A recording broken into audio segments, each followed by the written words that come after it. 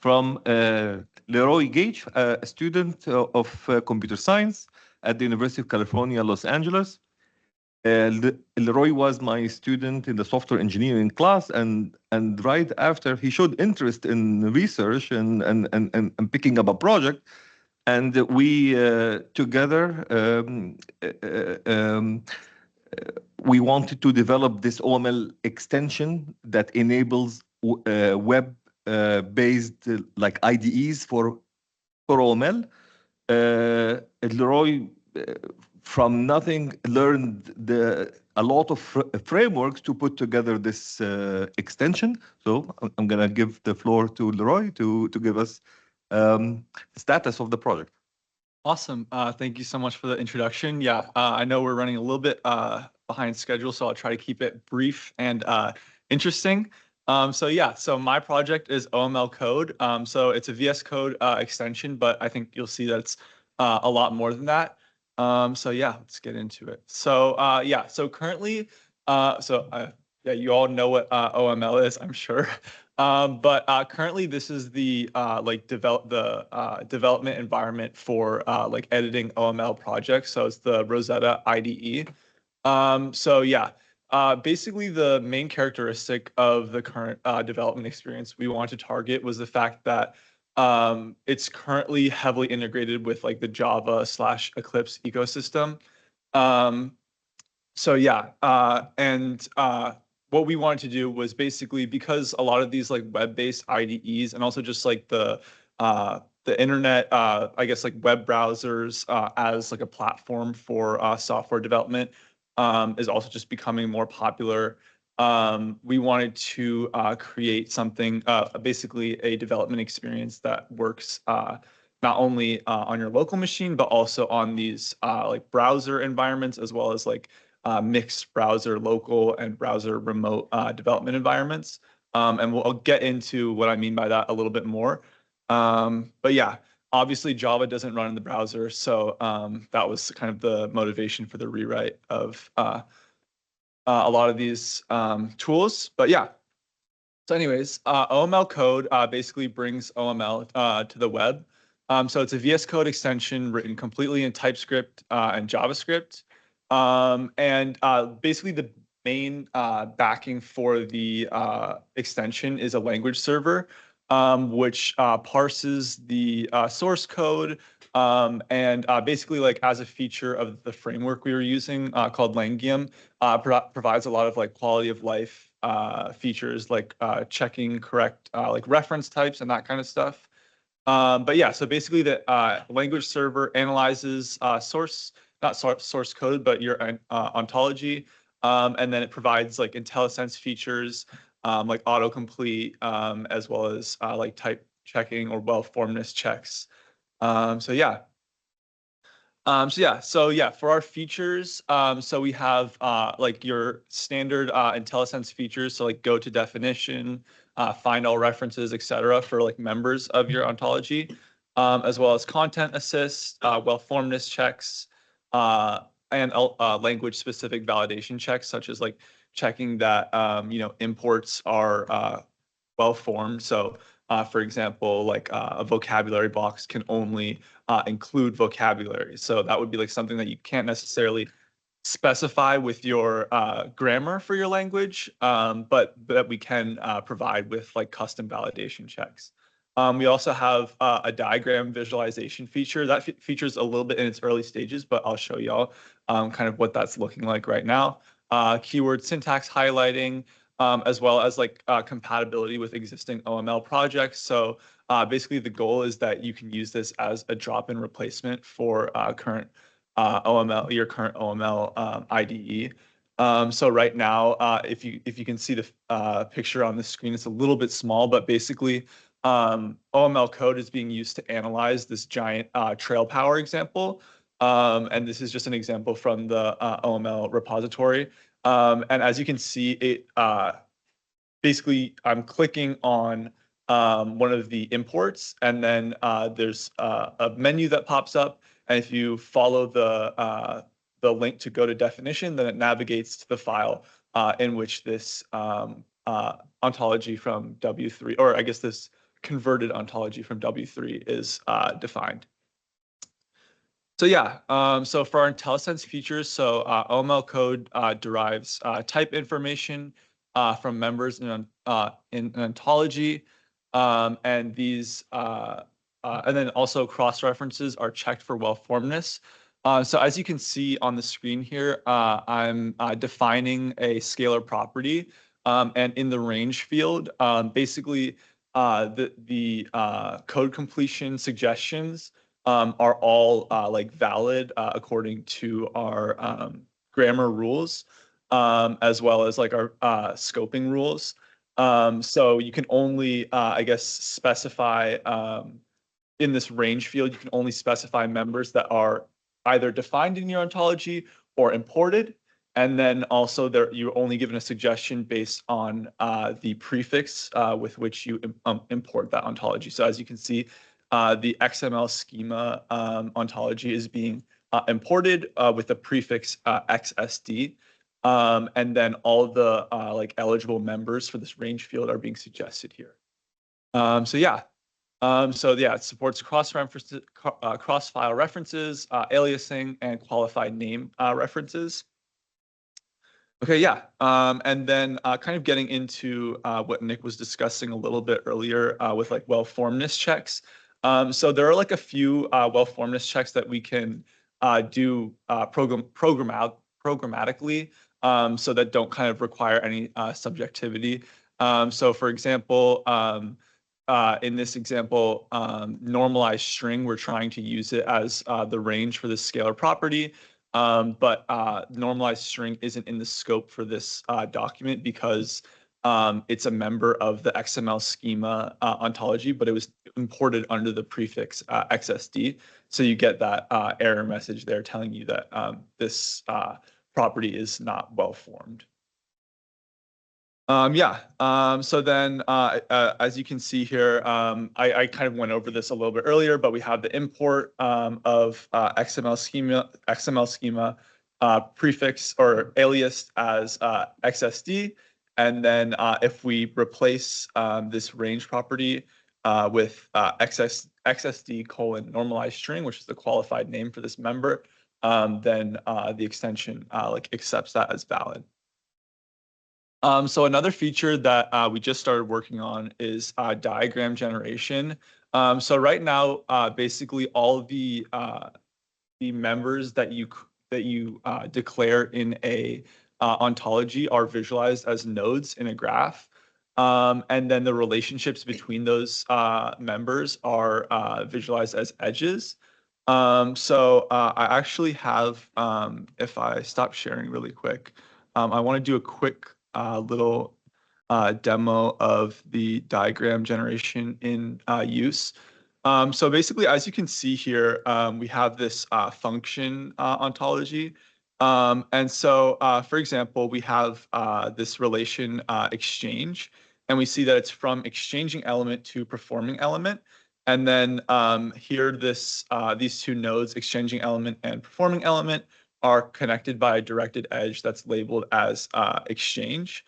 And then if I wanted to, for example, rename this this member of our ontology, then the command palette pops up, and I can actually rename it here. So if I wanted to call it exchanging elements, then that change is actually reflected in the source code here.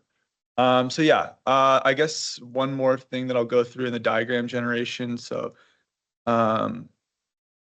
right here, basically, we can see that so primitive type is being used as the domain for this for this property has scalar. And so as well as has quantity and has unit and basically a bunch of different scalar properties. And so we can see that basically it's being there's a directed edge from the domain to the scalar property. And then in the future, what we want to do is add another directed edge to the actual range. But in this example, XSD string is an imported member from another ontology. So kind of the design decision there is how do we represent like all the ontologies in your workspace in a very like organizable way that isn't as complicated as just looking at your source code. So it's kind of like the diagram has to be this middle point between your source and the current document, like your entire workspace and the current document you're looking at. So yeah. And then let me go back to the presentation here. Okay, yeah. And then one final thing that we were able to get working is OML in the browser. So basically what's going on here is I mentioned that the implementation of this extension is backed primarily by a language server. And the nice thing about that is that you can actually run those language servers in the browser using the web workers API. So basically you spin up a separate thread in the background. And then that server basically communicates with the this text area right here, which is in this case, it's the Monaco text editor, which is like the same text editor that's used by VS Code.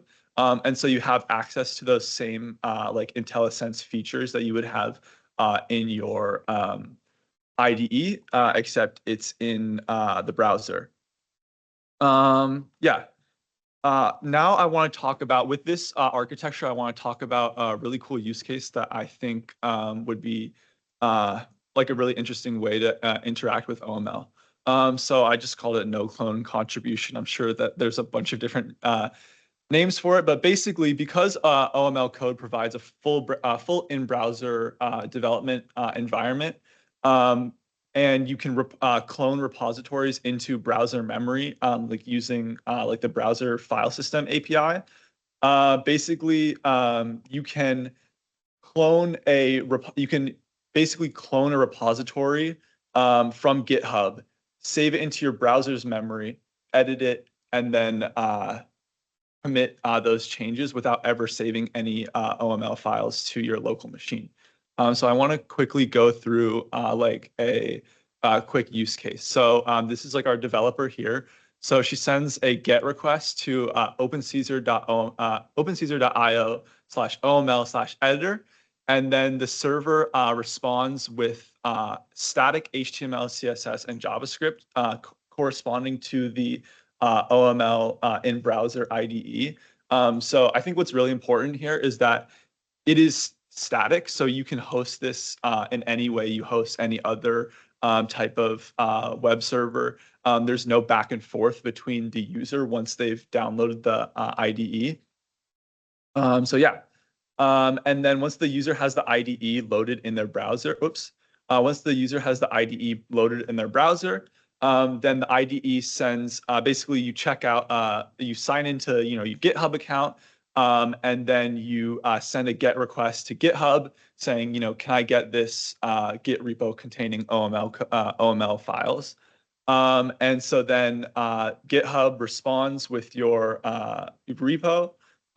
You edit the files on your browser and then commit them. And then finally, once you're done editing the files, you send a post request to GitHub with your changes and create a new pull request on GitHub. And boom, no files saved to your computer. You can do this on your phone. You can do it on your laptop, any smart, your refrigerator if it has a browser. So yeah, I think that would be like a really cool use case for editing OML, especially for like beginners who maybe don't want to, maybe they don't have VS Code, or they just kind of they're doing a workshop. Maybe they're not using their work laptop and they just want to edit some OML files really quick. So yeah, now going into future features. I don't know why this became so low quality, but yeah. So what was mentioned earlier, so code completion similar to GitHub Copilot. So one thing I wanted to add is that with the language server support, I mentioned that like the code completion features basically allow you to like when you're typing in a field, the language server gives you a list of eligible values for that field. So instead of having to kind of one-shot generate an entire member in your or relation in your ontology, as you're writing a relation, you can use like basically you get the list of possible candidates for that relation, possible domains or ranges, and then you can ask the LLM, hey, based on each of these member definitions, which of these do you think would be the most likely to go in this field here? And that way you can generate like syntactically correct code. Yeah. Also, another cool feature would be support for real-time collaborative environments similar to like Google Docs. So that would be something that would happen in that online IDE. Yeah, just supporting like modern collaborative environments. And then a final thing is integrated diagramming in text editors like Obsidian. So basically, if you're not familiar, so certain they're basically Obsidian is a text editor used for writing Markdown. And in that text editor, if you create a block of code that specifies a diagram, then certain extensions for Obsidian will convert that that code that represents a diagram to an SVG. So we can use our language server if somebody creates an OML snippet in their Obsidian file. We can use our extension, our language server, to generate an SVG based on that snippet, and then display it in place of the code. But yeah. Finally, acknowledgements. Thank you to Dr. Alisar for being a really amazing and patient mentor for this project. Okay. Thank you so much, Leroy. We have a question from Nicholas. Yeah. So you may have heard that I'm a huge fan of patterns, right? And so in the past, we had explored different ways to define patterns. One, which is actually with diagrams, because one of the many things that you find is we have large vocabularies. Usually my rule of thumb is less than 10 is fine, more than 10 is too complex. But vocabularies typically have more than 10 things, which is, in my mind, already way too complicated. And with diagrams, the problem is that if you give an ontology, say, with 100 things to visualize, well, you get 100 stuff, which is like boxology. I don't understand diddly squat.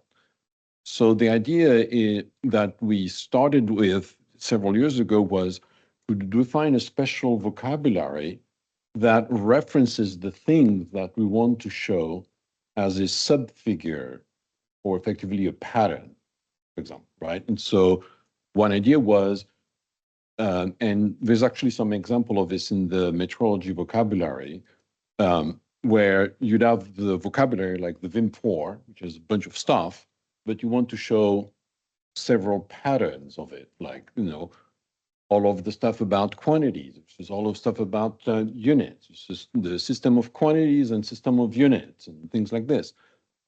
So one part is, could there be a way to use some annotations or some specific technique to actually tell, like say OML code, I want to have a view of a subset of a vocabulary or description that includes the following elements and the appropriate relationships. So instead of having to say everything that you want to have in the diagram, just show the essential. The second part would be now to use a description of a pattern like this for now some kind of like intelligent support to construct instances like in a description. So for example, like if you want to test, is this pattern well formed?